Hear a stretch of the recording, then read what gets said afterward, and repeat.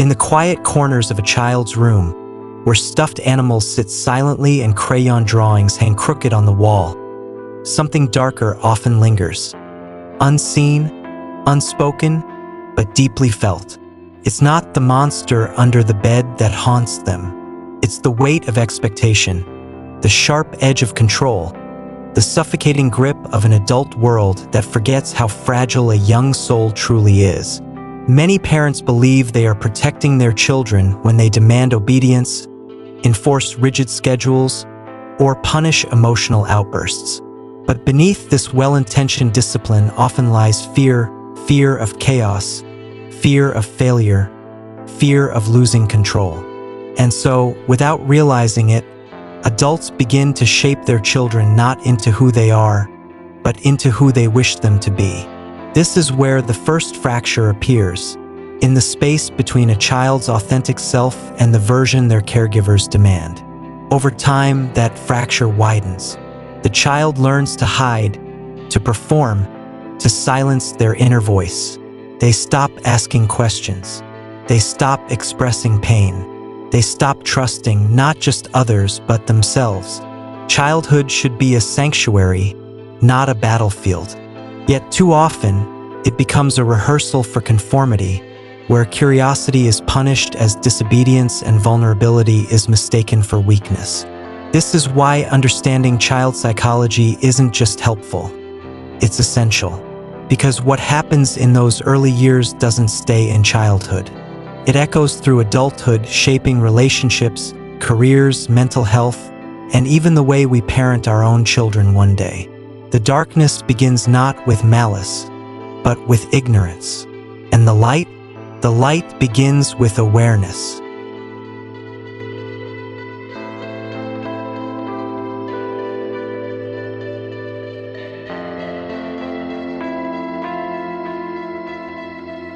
Control feels like safety. To a parent overwhelmed by uncertainty, chaos, or their own unresolved wounds, controlling a child can seem like the only way to maintain order. If I can manage their behavior, they think, I can protect them and myself from pain. But control is rarely about the child. It's about the adult's inner world. Perhaps the parent grew up in a household where emotions were suppressed, where love was conditional on performance. Or maybe they carry deep anxiety about the future and project it onto their child's present. In either case, the child becomes a vessel for the parent's fears. Psychologically, this dynamic creates what attachment theorists call an insecure attachment pattern. When a child senses that love depends on compliance, they learn to suppress their true feelings to earn approval. They become people pleasers, perfectionists, or rebels, but rarely themselves. Worse still, excessive control teaches children that their autonomy is dangerous, that their choices are wrong unless validated by an authority figure. This erodes their sense of agency, the belief that they can influence their own lives. And without agency, there is no resilience, no confidence, no healthy identity. It's crucial to understand. Wanting your child to be safe, successful, or kind is natural, but trying to force those outcomes through control backfires. True growth cannot be commanded. It must be nurtured, and nurturing requires trust, not in perfection, but in the child's inherent capacity to learn, feel, and evolve. So before you correct, command, or constrain, pause. Ask yourself, am I responding to my child's needs or my own fears?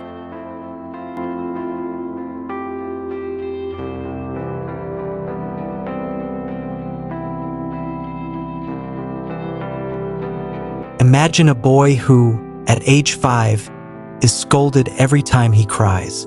Big boys don't cry, his father says, so he swallows his tears. By 10, he's learned to mask sadness with anger. By 15, he numbs himself with video games or substances. By 30, he can't name his emotions, only suppress them. This isn't fiction.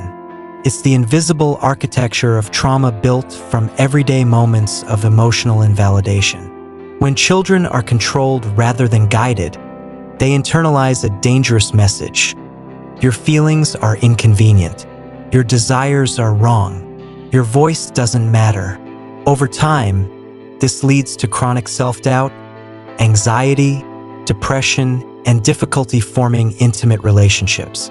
Adults who were overly controlled as children often struggle with decision-making.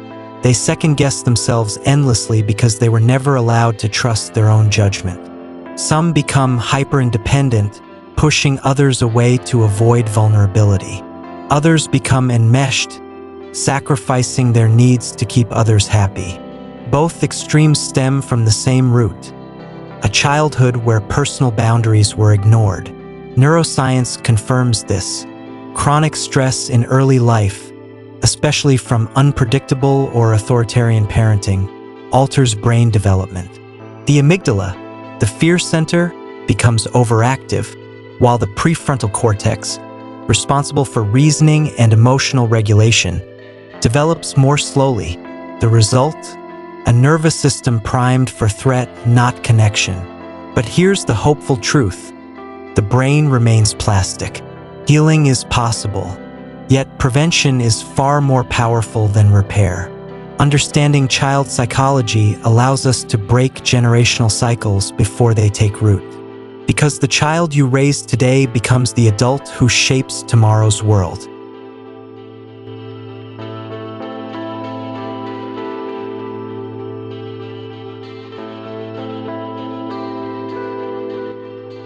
To an adult, freedom might mean financial independence or the ability to travel. But to a child, freedom is far simpler and far more profound.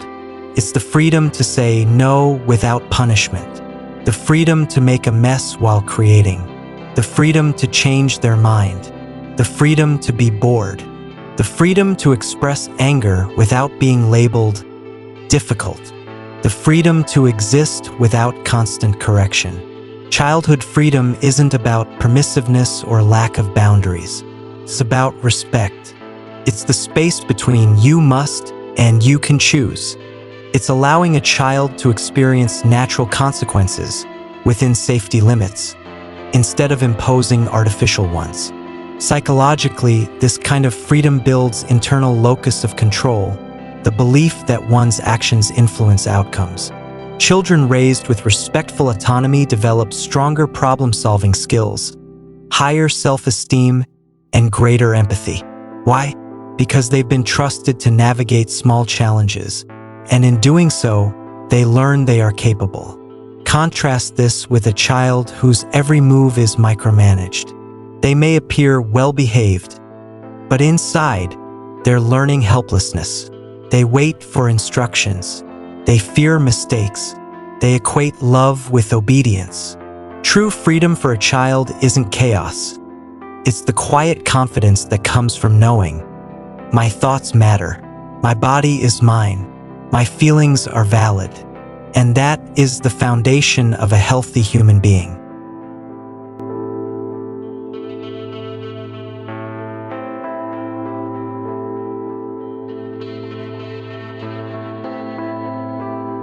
You can't undo the past, but you can rewrite the present. If you've realized that your parenting has leaned too heavily on control, shame, or fear, breathe. Awareness is the first step toward change. Rebuilding trust with your child begins with humility. Apologize not dramatically but sincerely. I'm sorry I yelled earlier. I was frustrated, but that wasn't your fault. This models accountability and shows your child that adults aren't infallible, and that's okay. Next, practice attunement. Put down your phone. Kneel to their eye level. Listen not to fix, but to understand. Say, "That sounds really hard," instead of, "Don't worry about it." Validate before you advise. Respect physical and emotional boundaries.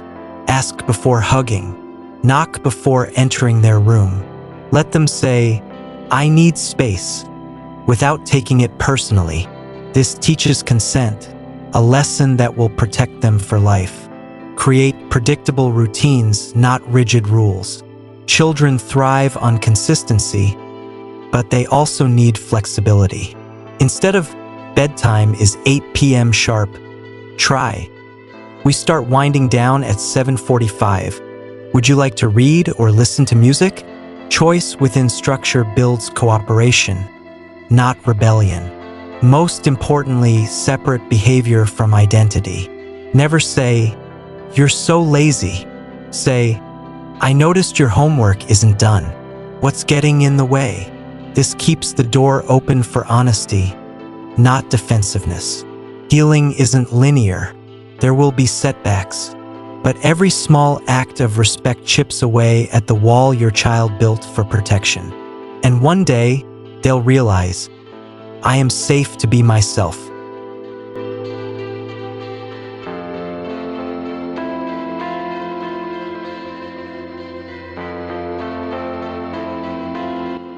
Child psychology isn't just for therapists or researchers.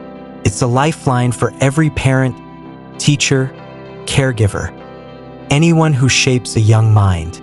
Why? Because children don't speak in psychological terms. They speak in behavior, tantrums, withdrawal, defiance, clinginess.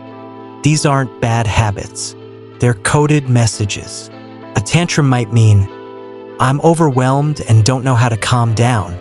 Withdrawal might whisper, I feel unsafe sharing my thoughts. Defiance often screams, I need control somewhere.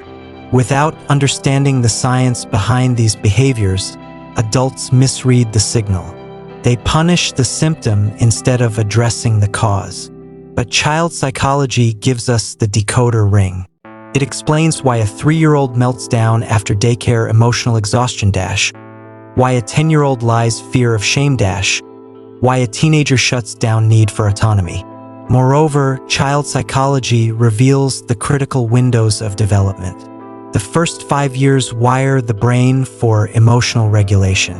Ages 6 to 12 build social competence and self-concept. Adolescence reshapes identity through exploration. Missing these windows doesn't doom a child, but it makes healing harder later. Knowledge is power, yes, but compassionate knowledge is transformation. When we understand that a child's brain is still under construction, we respond with patience, not punishment. When we know that secure attachment is the bedrock of mental health, we prioritize connection over compliance. Ignoring child psychology is like navigating a storm without a compass. Studying it doesn't make you perfect, but it makes you present.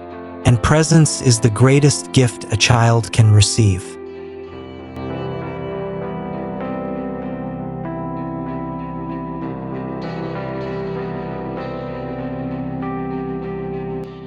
Theory is vital, but action changes lives. Here are concrete, research-backed steps to nurture a healthy, respectful relationship with your child. 1. Practice reflective listening. Instead of jumping to solutions, mirror their feelings. You're really upset because your friend didn't invite you. This validates their experience and builds emotional literacy. 2. Offer limited, meaningful choices. Do you want to wear the red shirt or the blue one? Gives autonomy without overwhelm. Avoid open-ended questions. What do you want for dinner? When they're tired or hungry. 3. Create a feelings vocabulary. Use emotion charts or books to help them name complex feelings. Are you feeling disappointed or betrayed? Precision reduces frustration. 4. Establish connection before correction. Before addressing misbehavior, connect. A hand on the shoulder, eye contact, a calm voice. I see you're angry. Let's talk when you're ready. This deactivates the fight or flight response. 5. Model healthy boundaries yourself. Say, I need 5 minutes alone to recharge, then return as promised. Children learn boundaries by watching you honor your own. 6. Replace punishment with problem solving. Ask, what happened? How did it make you feel? What could we try next time? This builds accountability without shame. 7. protect unstructured playtime. Free play isn't wasted time. It's where creativity, negotiation, and emotional processing happen. Don't overschedule. 8. Notice and narrate the positive. I saw how gently you pet the dog. That was kind. Specific praise reinforces values, not just performance. These aren't quick fixes. They're daily practices. But over time, they weave a tapestry of trust, where your child knows, I am seen, I am heard, I am enough exactly as I am.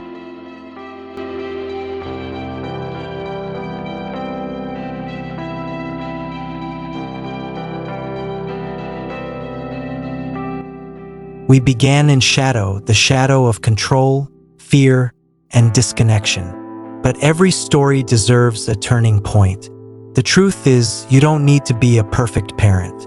You just need to be a present one. Present enough to notice when your child's eyes dim after a harsh word. Present enough to apologize when you react from your own wounds. Present enough to choose curiosity over control again and again. Child psychology isn't about fixing children. It's about healing the systems around them. It's about recognizing that every tantrum, every lie, every slammed door is a plea for understanding, not domination. And when you shift from control to connection, something miraculous happens. Your child begins to unfold, not into the person you designed, but into the person they were always meant to be. Confident, compassionate, resilient, whole. This is the legacy we can leave. Not obedience, but authenticity. Not fear, but trust. Not silence, but voice. The journey starts now with a single question. What does my child need right now? Not from my agenda, but from their heart. Listen, learn, love without conditions. Because the most powerful thing you can give a child isn't success. It's the unwavering belief that they belong exactly as they are.